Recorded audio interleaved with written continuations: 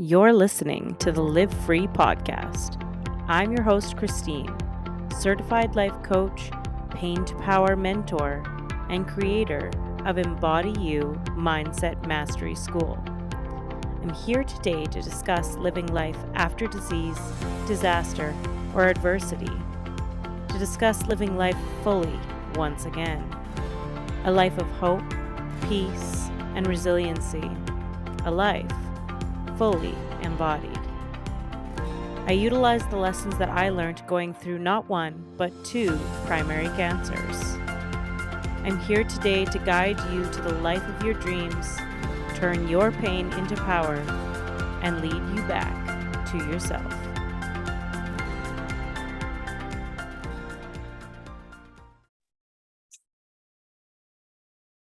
Hello. Hi. Okay, so today is a super special episode. Amy and I are having a conversation about recurrence. So welcome. Thanks. I'm glad to chat with you about this. It's an issue that a lot of women struggle with. So let's dive in. Absolutely. And you know what? It really is. We're talking about from the perspective of mindset, about the mindset around recurrence and how we can get some relief from that.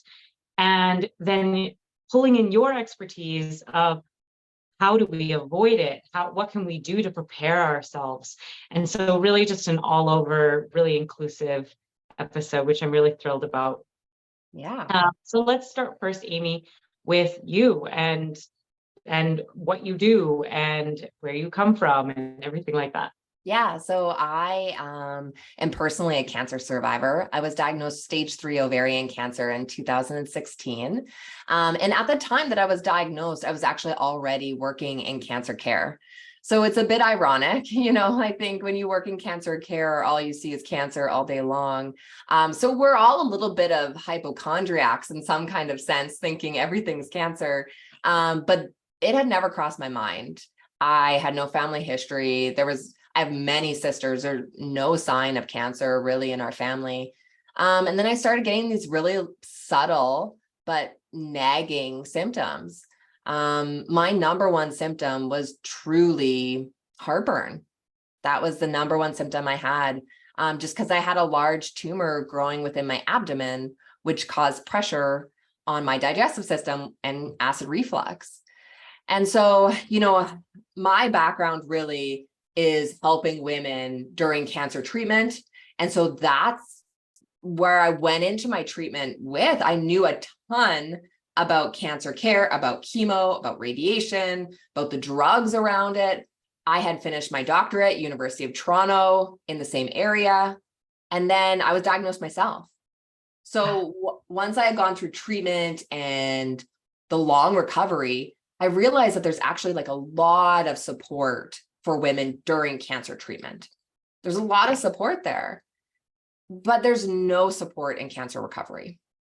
Once you're done with your treatment, you're kind of just pushed out of the nest, and we hope for the best, fly. And women really struggle. So I was seeing a lot of highly achieving, highly motivated women that weren't able to get back to that same state after cancer. And that's when I shifted my practice to focus in cancer recovery, and I started the Cancer Freedom Program. Amazing. And I know it's been really instrumental in my life. I work in the program and I know how much change the ladies get in there. And it really has been extraordinary and really a big topic that really gets talked about is that prevention of recurrence. And I know you have some great tips and tricks within that and how we can really arm ourselves as survivors. So talk a little bit about some of those tips. Yeah, so I really feel like there's a few key areas you have to focus on if you're really wanting to do everything you can to lower your risk of recurrence and to also be free of that fear of recurrence. Because if you're fearful that your cancer is going to come back, even if you're cancer free, like you're still a prisoner of cancer. Yeah. Like you are. And, if you feel that way, it's totally normal. Gosh. Most women struggle with fear of recurrence, but there's some really strategic steps we can put into place so you start to feel confident knowing that you're doing everything you can to lower your risk and you can go ahead and live your life. So I really feel like the first thing that you need is you need a plan. Like you need a plan to lower your risk, just like you needed a plan for your treatment, right? Absolutely. Like we're all given treatment plans that are so clear. It's like this many cycles of chemo, this many rounds of radiation, then surgery, then like it's a you need a plan to lower your risk of recurrence. Okay. So there are some big key things that we can put into place here to lower your risk. So this is evidence-backed. This is science-backed. When we look at the greater body of literature, we know that there's certain key things that will lower your risk. Okay. The first is targeted exercise. You can lower your risk of recurrence from cancer by about 59%. Okay. I know. Mind-blowing. It's right? unbelievable how, there's all these drugs out there and they are effective, but nowhere near as effective as exercise. Such a simple thing. And I share this, right? Like, because this is not like a little piece of literature anymore. Like this is not like from a mouse study and we made mice run and they were less like, no, that's not what happened here. It was actually tens of thousands of women have been studied over the course of longer than a decade. Like even over the span of my career, I've been working in cancer care for 13 years. It's exploded. And we now have like the highest level of evidence, a systematic review, that says you can drop your risk of recurrence by 59%. Now, some women will say like, well, why? Like, why does that work? Why is it that way? There's a couple theories. Like the first is that it helps lower long-term inflammation in your body. So that could potentially lower your risk of cancer. And then the second thing is that there's hormonal impacts. And I'm not talking about estrogen in hormonal sense. I'm talking about more of like when we think about hormones around diabetes, right? Insulin sensitivities. If we can regulate that, then there's a theory that it's less likely that you're going to be experiencing a recurrence. Wow. That's unbelievable. I know for myself, a huge part of my treatment plan in regards to both my medical team and my naturopathic team was as much oxygen as you can get into the tissues, the better, and so of course I'm not studied as an expert in this area, and it's precisely why I'm have you here. But I know that was really big during the treatment plan was like, let's get oxygen into your body. And so, I mean, I love that everything that you're speaking about is lining up with these theories of like, how can we bring that inflammation down in our bodies and on all of these sorts of things. And just the simplicity of avoiding side effects. When you're exercising, your joints don't hurt as much. The hot flashes aren't as intense. Like there's so many reasons to exercise. Look, go ahead. I was just going to say, like, if I were to tell you, like, you could take a pill every day and it's going to lower your risk of cancer recurrence by 59%. And yeah, all pills have side effects, but this one literally only has positive side effects. It's actually by you taking this pill, it's actually going to make your family even healthier, because we know that mothers who exercise have children that are more likely to exercise as well. So gosh, like to me, I'm like, that's a no-brainer, right? It is. I completely agree with you. Let's talk about what you mean by exercise. What are some of the ways that we can include exercise and have that statistic work in our favor? Yeah. So a lot of women think, oh, like after cancer, they're just so beat up, they're tired. Right. And that was my number one side effect. I was exhausted. So now you're saying, oh, exercise, gee whiz, that sounds like a good idea in theory, but like, there's no way. Okay. And so when I talk about exercise, I am not talking about high intensity, dripping with sweat, running a marathon. That is not what I'm talking about. I'm talking about like low intensity exercise. I'm talking about walking. Like if you are like, if you're like, look, I'm tired. I can't get to the gym, don't go to the gym. You don't have to. Walk across your house, walk down the block. Like, start with 5 minutes today. That's it. And build consistency over time. Beautiful. I just got off the phone with a student and a client, and she was saying that she's looking at this mountain of exercise that she needs to get back into. And she has this feeling of like, I've had to struggle for so long. I don't want to struggle anymore. And so she's avoiding exercise. And we talked about just that. And wouldn't you agree that it doesn't need to be this mountain? You know, it can be, like you said, walk across the house. It can be 5 minutes. And then next week it's 10 minutes. And the weekend after that, it's 15 minutes. And we can build that strength back up. It doesn't have to be a mountain. You know, when we think about like lifting weights or strength training, we talk in terms of reps, right? You do 5 reps of something. And I lifted weights before I was diagnosed. And so when I lifted weights, I would always tell myself, you know, it's just 1 rep at a time, right? It's not 12 reps of this. It's literally 1 rep. And then it's the next rep. And then it's the next rep. And so I carried that kind of mentality through chemo. You know, it's not 6 cycles of chemo, it's 1, and then it's the next. And so it's the same with that. It's not like, oh man, I used to be able to run a half marathon and now I can't even walk down the block. No, it's like, it's a 5-minute walk today. That's it. We're building it 1 rep at a time. I completely agree. And so I hesitate to ask because I don't want to create the mountain, but what's the end goal? What would be the ideal, 5 minutes till what point? Yeah.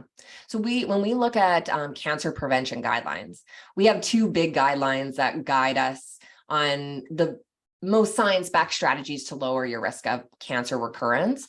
And those guidelines are aiming for a minimum of 150 minutes of low intensity cardio per week. Okay. So that, I guess, is what you would use for your goal. Okay. But now this does not mean that until you hit 150 minutes per week, you're getting no benefit of risk reduction. Like, okay. So you're still getting benefit as you make your progress towards that goal. Now, if you're already hitting 150 minutes, like, amazing, but we can push it more, right? There's new literature to show that up to 300 minutes would have even more benefit. So if you like being outside in the summer, or if you like running around or being with your kids or whatever that is, walking across Costco, hello, okay, then more is always better. Okay. I didn't know about the 300 minutes. That's pretty cool. I mean, of course, it makes sense, right? More good, the more good. Right. Yeah. Cool. Yeah, you bet. So that's kind of like the first thing, is that it's targeted exercise. That's really the first thing we have to dive into. Then the second thing that really makes a difference in terms of reducing your risk of recurrence is maintaining a healthy body weight. Okay. So we know that if you can maintain a healthy body weight, you're less likely to have that inflammation. Again, your body, it's the same theory around insulin sensitivity. And so we do want to strive for a healthy body weight. Okay. So this is a challenge. Like, I put on 20 pounds during my chemo treatment. Yeah, 35. What'd you find your path was like there, Christine? Yeah, I gained 35 pounds through my process. And it was a little bit of a combination of everything. It was the steroids, it was the stress eating, it was the immobility, all of these sorts of things, and just general inflammation. Mm-hmm. But yeah, coming out of it, I felt like I was looking at a mountain. Like, what do I do here? I've never been this large. I don't know how to begin. I'm too tired to exercise. I have too many hot flashes to exercise, all these things. So it felt impossible. Like, why start was really an emotion that I had. Yeah. And with so many women being put on anti-hormonal drugs, their estrogen is being suppressed, which is making it more likely for them to gain weight, put on that belly fat. You are fighting a bit of an uphill battle here. 100%. Yeah, it really felt that way. And, I was really discouraged in a lot of ways. And for me, it took, it was a moment in time where I was researching weight loss, because as we do, and it was a researcher who said something along the lines of, the reason that we build belly fat and we build fat around our bodies during times of extreme chemical processes is because it's drawing the chemicals away from the vital organs. Now, I don't know if that's true, but it really reframed for me this idea of my body's not against me, it's for me. Yeah. And that mindset shift really hit home. And then I was able to see my body as opposed to this thing that like did something to me, like it gained all this weight and I'm now in this bad place. Instead, I got to say, you know what, body, you're doing the very best you can with what you have. And thank you. And so therefore, I'm going to nourish you because you deserve it. I'm going to exercise you because you deserve it. Yeah. And that shift really, really made a huge difference for me. It's like, it's power, right? Yes. That feels like power to me. And when you talk about, like, when we think about weight loss in general, like what a loaded thing to Google, first of all, oh my God, or even discuss, right? Yeah. But here's the thing, like, regardless of what anyone wants, what other people want, like, you're in control of your own body. So like whatever you want is, you don't have to justify it. You can want something just because you want it. You got to justify it to me or anyone else, and you can change your mind at any second. But this idea of really like supporting your body, that's kind of a foreign concept for women sometimes. Isn't it? Yes. Yeah, Like we were all taught hate your body into submission. Mm-hmm. Smaller, right? In everything, right? Smaller, like body, smaller voices, smaller action. Oh, gross, right? No, like, you are an athlete after cancer. I look at women like they have endured, their bodies have performed. And in order to get them to continue to perform, we need to fuel it. That does not mean salads, only salads. Okay. That's not what that means. That doesn't mean coffee and nothing else until 2 p.m. That means like fueling your body for performance. Because if you want to get back even like to a job that's demanding mentally, not physically, we still need to fuel you. And so that's the whole approach. Even when it comes to weight loss after cancer, we need to fuel your weight loss. That does not mean less food. That means more food, more of the right foods. Yes. I really love that mindset shift. I've been through a marathon, not I've been stagnant, but I've been through a marathon, and therefore, in order to keep going, I need to fuel it. Yeah, absolutely. So those are like the two main things that we can do to lower our risk of cancer recurrence. Now, I will always say that you need to have a plan. That's the first thing.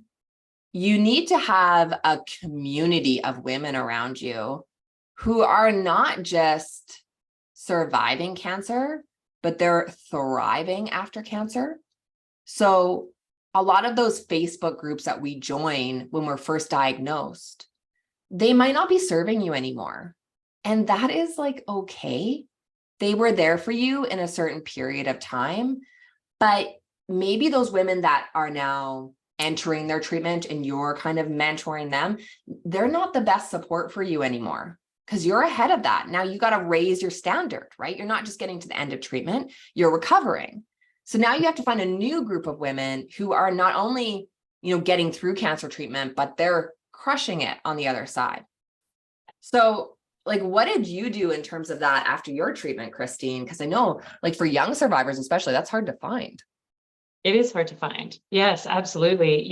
But luckily I knew this stuff. You're the sum of the people that you hang out with. Mm-hmm. And so for me, what I really launched into was the same thing. Like I did leave those groups, and not because they weren't good groups. I agree with you. but because we were in different stages, they were in fight and flight, and I was trying to heal. So I moved away from that, and I joined groups of women that were uplifting one another. Now, it was difficult to find cancer survivors that were uplifting one another, which is precisely why I'm doing what I'm doing now. Just like you, I saw that there was really a lack in that way. But instead I joined other groups, and it was because I needed to be the sum of the people around me. I wanted to build back up. So I took transformational coaching programs. The Cancer Freedom Program, anywhere where I could find a connection with other women who were not just playing small, but instead saying, hey, I'm going to live large. That's really, really what turned the tides for me. It's community. Always community. It's kind of amazing, actually, because it doesn't have to be a cancer support community, cancer recovery community, right? If you're done with that, fine. I think like there's a certain thread that runs through cancer survivors where you just kind of understand things without saying them necessarily. Yes. But the point is, it's like, it's much easier to achieve something if you can see it happening in front of you, someone ahead of you, than just to imagine it out yourself. Because I think a lot of women, they don't realize that you don't have to settle for this idea of new normal after cancer. Like that is statement of complacency, really, like new normal. Because the women I work with, they're not in a new normal. They're better than they even were before cancer. Right. So right. Let your new normal be the powerful, most amplified version of you. Yeah. And that's the new normal, right? Yeah, exactly. So it's not that too. Yeah. Yeah, I was told that too. Someone said to me, like, you're never gonna have what you used to have. And this was someone who was in survival, not thrival. And I remember thinking like, oh my God, really? Like, why did I fight so hard? Why did I try so hard if I'm never gonna have the life that I want again? Absolutely not what happened. I am different. I do have a new version of me, but that new version of me is far abounding any version that I ever thought that I could be. I'm in great health. I have lost all the weight, and so like with all of that, don't accept it. I agree with you. Don't accept it. Have your new normal be this amazing version of you. Yeah. Like, it's funny because one of my clients, she said, she's on tamoxifen, breast cancer survivor. She was told, you'll never like lose the weight on tamoxifen. You'll have to be crazy. You'll have to be psychotic in your habits. Come on. Like that's being spoke from a clinician that doesn't know what they're talking about. That's harsh, but it's true. Like, it's just, that's not true. And how defeating to put that on someone, right? 100%. But like, to your point, Christine, when you said you're changed after cancer, you know what? Like, you were going to change cancer or not. You better be changing cancer or not, Right. Were you going to be the same person like in your 30s as you were in your 20s? No. Yeah. God, I hope not. Yeah. Exactly. So like you, whether cancer or not, you best be evolving. So put cancer aside, because like, we're constantly changing and for the better, right? Yeah.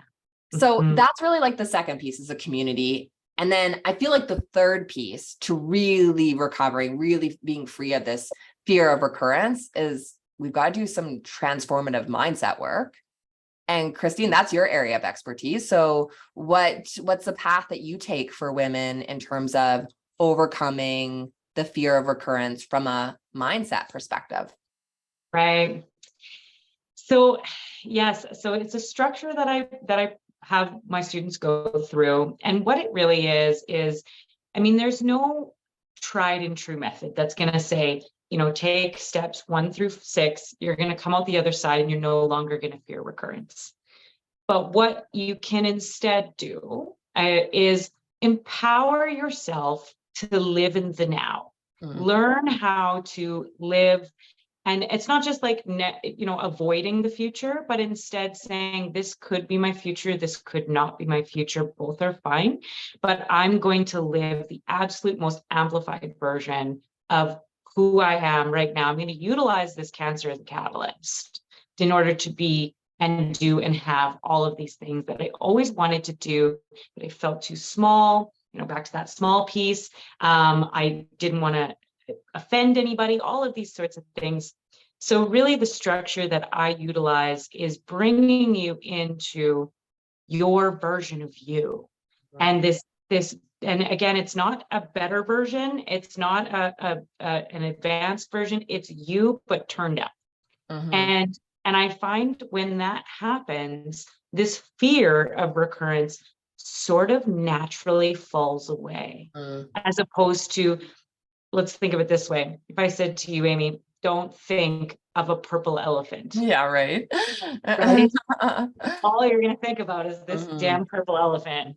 And so since that's the case, focusing on no longer fearing recurrence is going to have an adverse effect.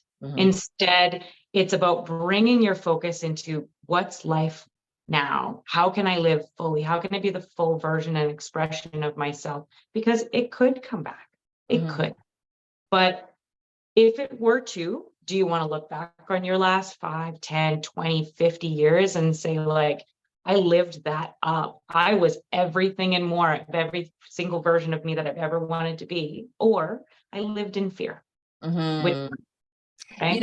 I always think of like, there's a really influential cancer survivor who lives in the community I live, and she is breast cancer survivor. She passed away from breast cancer 45 years after her diagnosis. 45 years. She was like, look, I had breast cancer, yes, but I also got to have my babies, and I got to see my babies have babies. Yeah. And she was just like, come on, right? Like, life's good. Life's good. Life's good. So what do you do, Christine, for women who are like scan to scan, right? Because some of us will get scans every 3 months, every 6 months, every year, and they live their life scan to scan. What do you say to women who are putting some habits in place like that? Right. Okay, let's see. Scan to scan, living scan to scan. I would say some of the biggest things that I tend to advise, I guess, would be how can you utilize that as a goalpost for the next goal of yours? So like, instead of saying I'm living scan to scan, like as in like, where am I? Am I still alive? Oh, thank goodness. Do I still have cancer? No, I don't yet. Oh, thank goodness. Instead, it's like, okay, these are goalposts. So 6 months from now, where do you want to be in your life? By your next scan, what do you want to accomplish? Right. So instead of looking at it as like, this big cancer thing, instead utilize it as an opportunity to say, I'm going to set a couple of goals, and in 6 months, when it's scan time, I'm going to be able to look back at my last 6 months and say, what did I do in that time? So it's really just about shifting the scan itself from a cancer scan to, this is my New Year's resolution. This is my next year, and how did my year go? That sort of thing. And shouldn't we all be doing that, right? Like, right. I got goals for today, for this week, for this month, for this quarter, for the year. Like, we got goals coming out of our wazoo, right? Because otherwise, if you don't have a plan for the future, right? It's like that. There's a quote from Alice in Wonderland that she asks the cat, the Cheshire cat.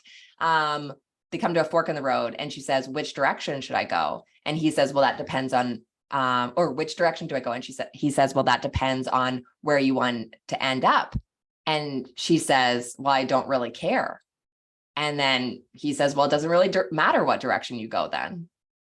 So like, if you don't know where you want to end up, then it doesn't matter what you're doing, really. And it's the same with your scans here. Yeah, absolutely. I 100% agree. And yes, they're scary. And you get there and you think that everything's groovy, and you get there and you go, oh my gosh, I am scared. and that happens to me too. But the more that you can arm yourself with all of the tips and tricks that you can provide, all of the tips and tricks that I can provide, the smoother and easier those scans go. And they're going to get easier and easier as time goes. And also another one that I really like to put my faith into is that we are on such a precipice right now in terms of cancer care. In such a short period of time, we're not going to need to worry, and that's like, and I really believe in our medical system. I never used to. I really saw them as like the bad guys and the naturopathic community as the good guys. And I don't see it that way anymore. I really believe that our medical system is doing the very best that they can. And they're on the precipice of all of these beautiful realizations and learnings. And we're getting all of this new technology all the time. So, trust in the medical system and that it can and will be a place where we just go, hey, like, oh shoot, I got cancer, like, let's get this fixed up, It's amazing. I love that. Yeah. What a time to be alive, what a time to have cancer, if you will. Yeah, right. Yeah, and it's an interesting point, right? Because a lot of what we talk about here isn't necessarily like, we haven't talked about any of the, like, a lot of the bigger strategies that probably a lot of women use to reduce their risk of recurrence. Like, everything you've done up to this point has reduced your risk. Like the surgery you had, yeah, that reduced your risk. The chemo you had, like, most women have surgery, remove the cancerous tumor, they're left with no evidence of disease, right? A lot of times that's the case. And so when we get chemo, you're getting chemo because there's this idea that there's microscopic disease. We can't see it. We don't know. But if your tumor had certain markers and you're at usually around greater than a 10% risk of having a recurrence, then you're going to get some sort of treatment like chemo, like radiation. Okay. So you've already done a lot of the hard work, the heavy lifting. Chemo and radiation, like, that was tough. That was all to reduce your risk of recurrence. Okay. So we haven't talked anything about that. Check, you've done those things. Okay. And now we're talking about more lifestyle, food, exercise, that strategy. Okay. So in my mind, when I'm thinking about cancer care and cancer recovery, I'm using every strategy possible to lower your risk of recurrence. I'm using every strategy possible to get rid of your side effects, to make you feel great again. That doesn't mean you have to fall into a camp of like Western medical system or natural alternative medicine. You don't have to pick a side. I pick whatever works. What's ever been shown and proven, science backed. I'm an evidence-based clinician, science backed, whatever works, that's what I'm going to use. I don't really care what people's perception is of it or what oncologists' perception is of it. If it works, i.e. exercise, i.e. maintaining a healthy body weight, we're doing it. Yeah, absolutely. I completely agree. Now, this segues nicely into what are some myths that survivors are going out there and doing and causing themselves all kinds of stress and havoc in their own minds and bodies, not enjoying their lives and families, that are shutting off happiness and a good mindset that people are practicing that are just outdated. Yeah. I think like the biggest thing that I see women do is that they focus too much on the foods to avoid after cancer. Like, if I were to really step back and look at the greater body of literature around how you lower your risk of cancer recurrence, I'm not going to talk a ton about foods to cut out. Gotcha. I'm talking more about foods to include. So, but you know what? Look, cancer is full of fear, right? Like, cancer equals fear. So it's way easier for influencers or people online to say, don't eat sugar. Sugar fuels cancer. Your cancer will come back. Those are all fear statements. instead of saying, if you eat more fiber, you'll lower your risk of cancer. If you eat more fruits and vegetables, you'll lower your risk of cancer. Those are power statements, okay? Those don't trigger cancer survivors as much, right? But if you really wanted to do it in an evidence-based way, you would focus more on including more of the right foods and not cutting out the foods you love.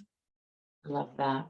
Yes, absolutely. And those statements, they have a place, like don't eat a ridiculous amount of sugar, don't eat, don't drink alcohol 8 times a day, but I mean, that's health for anybody, right? So like, let's change this narrative a little bit. I agree, from fear statements, and just say, how can I make myself healthy? And that's it. Let's just stop there. How can I fuel my body? Yeah. I think that is a lot of the argument you'll see online, right? Is that we're facing a sugar epidemic, an obesity epidemic. Yeah. But the women that come to me for support, the women that come to you for support, the women that are listening to this, they're like active in their health. Yeah. They're not going to the McDonald's drive-through twice a day. No, they're not drinking 2 liters of Coke every day. They're not smoking. So yes, you shouldn't eat a bunch of processed foods and sugar. Duh, right? The women we help, they already are cutting back, that they just want to have a piece of birthday cake on their birthday without fear, and exactly. that is not going to cause your cancer to come back. I agree with you wholeheartedly. And I love hearing it from somebody with your background, with your expertise. Because I've always believed that too, from just a what seems correct to me is that if you can live a balanced, healthy lifestyle where you include love and connection and fun and birthday cake, and then you include exercise and eating right and being in nature and grounding and all of these things, which are truly just balance, then you are in body, mind, and spirit health. Yeah. And so many people, they launch into the body, but they forget the mind and the spirit. And I just think without those 3 components, we are causing potentially inflammation and stress inside of our bodies because we're so scared to have connection. I can't go to that event because there might be sugar or alcohol or whatever else. What is that doing to your body in terms of connection, and missing that, in terms of your health? Yeah, you got to think about what you wanted life to look like after cancer. Like when you were sitting in the chemo chair, when you were on the operating table, what did you hope life would look like after cancer? Was it avoiding parties because there might be alcohol? No, it wasn't. It was great big hugs. It was a bright shining sun. It was feeling the wind go through your hair again. Those were the things that I was looking forward to. And so we can't lose sight of that. No. And I feel that so deeply. That's such a beautiful visualization, and I can see it. And that imagery is just so true. When you were sitting on that table and you were so scared and you didn't know, what did you want your life to look like? Just live that. Yeah. Oh, and it's hard to hold on to, right? Yeah, cancer survivors, they get parking tickets, they get mad at their spouse, right, for stupid things. Oh, but we got to hang on to that. Yeah. And it's always such a great reminder. And another reason why community is so important, especially around cancer survivors, which is precisely why we created courses in schools to do so, is that, we can remind each other of this important thing. Yeah, exactly. Beautiful. Okay, well, it's just been an absolute pleasure to have this conversation with you. Yeah, it's going to help so many women. So I hope we can reach far and wide. Yeah, you got it. I'm sure we will. Thank you so much for listening. If you found expansion with this last episode, then that means that others will too. And the best way to get the word out about the podcast is by leaving a review.